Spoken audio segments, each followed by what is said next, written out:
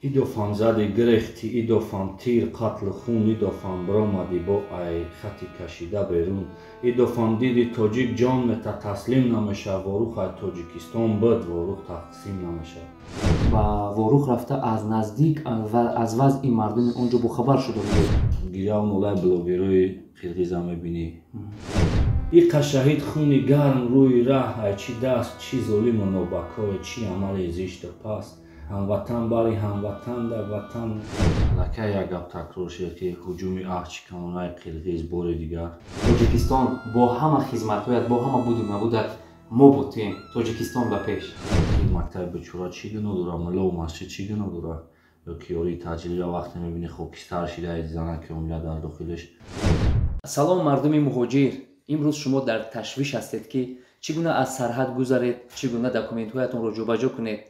این برای شما مشکل نیست. ما به شما توصیه میدیم که به این برادر که بخ نام دارد و چندین نفران رو از گرانیتسا گذرانیده کارهایشان رو بود کرده است و آدم باوریناک است مراجعت نمایید. رقم‌هایش رو در اینجا میگذاریم و شما رو در یک مدتی کوتاه خدمتتون رو به جا میاره.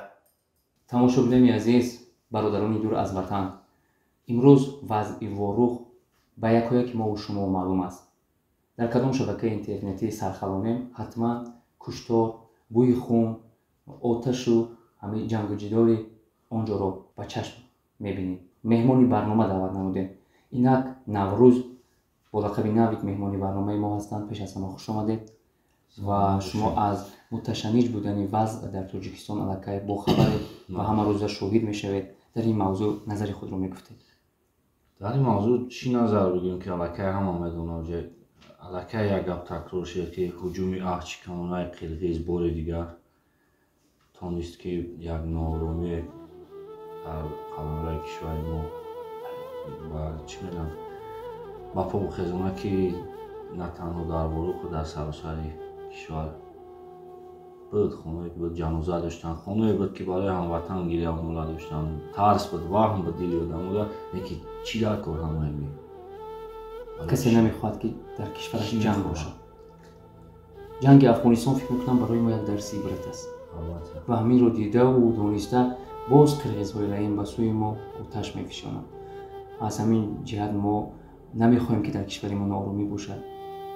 ما هم فکر شما هستیم نوروز جان قسمان قرقیزها هم بیایم و اکثریت بلاگراشون که ما خیلی جنگ نمیخواهیم بیا جورا میشیم یک قسمت ناپاکی آدما که ای چارچوبه آدمیت میبرویند به عملهای تروریستی دست میزنند که مکتب بچورا چی گناه داره ملا و مسجد چی گناه داره یا کیاری تجلیل وقتی میبینی خاکستر شده از زنه که امیده در داخلش طوری نمیگیره. بسیاری مردم در آن نظرند که چرا در همین وضع واروخ که تاجیکستان را ناآرام کرد گروه رپرستان، گروه بلوگران، گروه سرنده ها خاموش ایستادند.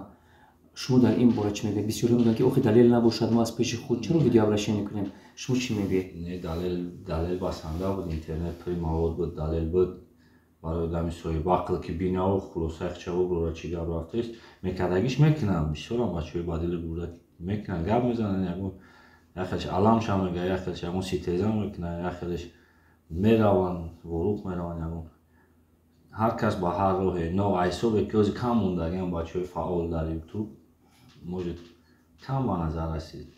نوروز شما چند مدت پیش با واروخ رفته از نزدیک و از وضع مردم اونجا بخبر شده بودید. سال گذشته بود و از تاثیرات خود رو از همونجا میگفتید و چی فکر در سر شما اومد یک بار اومده یک رپ در باره واروخ نوشتید؟ من رپ خواندم برفتم یک پیغام میرساند هر نفری که یک کس رو دعوت به عمل میارد او حتما تیار است به همونجا رفتن و در برابر آنها چی میگن هم ردیف بودن و به جمع تیاری بودن. از بسیاری گمان میکنن که ما در جای میشینیم پشتی اکران ویدیو به جا میشویم و مایل اونجا رفتن نداریم یعنی که میترسیم. اما این طور نیست. هر کسی که گفتی حاجی میرزا میخواهد که یک کس رو دعوت کند به یک کس پیغام رساند او حتما تیار است. چون ما با فکرم که شما وینی خونده و از موزیکوری پروندن و دیگر نه خونده اون نامه برام ایوده پروندن میبرم چی نام داره فرق نداره میره یا که یک جای شتگی هستی نیستی جنگ فقط پراندن دراندن خون کردن نیست. مثال گیریا اون اولای بلوگروی قرقیز هم میبینی چی میگم با یک خود سفید کنی و یک بله چی میگم بیچورانولیشون هم میبینی همو هم بلوگره و هم خدمت کس بار هم سعادت کی در چی هفته یعنی که ما که از سوابه که بیچورانولی مودن هم زیبا خیلی گیریا اون اولای کرده که هم نشینیم یکون طرف دیگه هم میخواییم خدمت کنیم. شما هم حتما میتونین جوی در بینین یک ویدیوی لیشنی قرقیز نشد توجیک برواردیست یا جال بروی که جوی علاقه خدمتی تا برای نرمی جنگی که بین قرقیز توجیک میشه رفته است یک خدمت میشه طرف همون نفر میشه برای که بسیار جنگاز توسطی اینترنت بود برای کوشش کردم یک 30-40 مثال نوشتم که با یکمش که برابر نبود نخوندمش. چند مثلش میتونید زمزمه کنید؟ میتونم شما مرحمت. ایدوفان زدی گرفتی ایدوفان تیر قتل خون ایدوفان برآمدی با ای خطی کشیده بیرون ایدوفان دیدی تاجیک جان متا تسلیم نمیشه واروخ ای تاجیکستان بد واروخ تقسیم نمیشه با چی میخیزی و تقصد ای کودک میگیری مسافر پیشی چشمی ته نداره حرمت پیری جنگ میفورد اعلان که خپ دم نزا مکتب روبروی ارمیا بگو چی میخوایی ای طلبا ملا و مسجد نزا خونی بگناه نره زدی بست تا اخیره بزه زدی بست نگریز جوابی سخت میگیری میزنی خپ که ننو صد افسوس که نکرده نامی مردی را حلال بازی نکه ننگ ناموسی تاجیک بازی چند است چند میلیون ای وطن چند میلیون ای خارجه خیست ایقا شهید خونی گرم روی ره ای چی دست چی ظلم و نوبکای چی عمل زیشت پس هموطن بری هموطن در وطن تطاقه نیستی خوش به حالت هموطن که بری هموطن نیستی خیلی نیست بسیار پرمضمون فکر میکنم اگر میبرآوردید خوب میشد.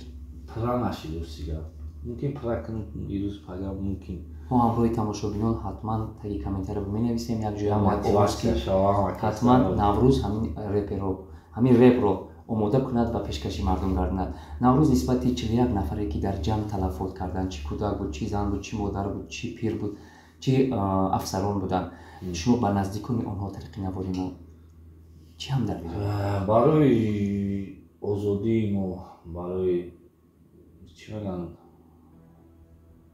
برای تینجی و امنی وطن و جان دادن و شهیدان هیچ نمیمیرن و پدر مادرای او هم هیچ وقت خفه نیستن همه وقت در همه حالت انشاءالله که در باید شما رستیم در مصیبت و سری همه میره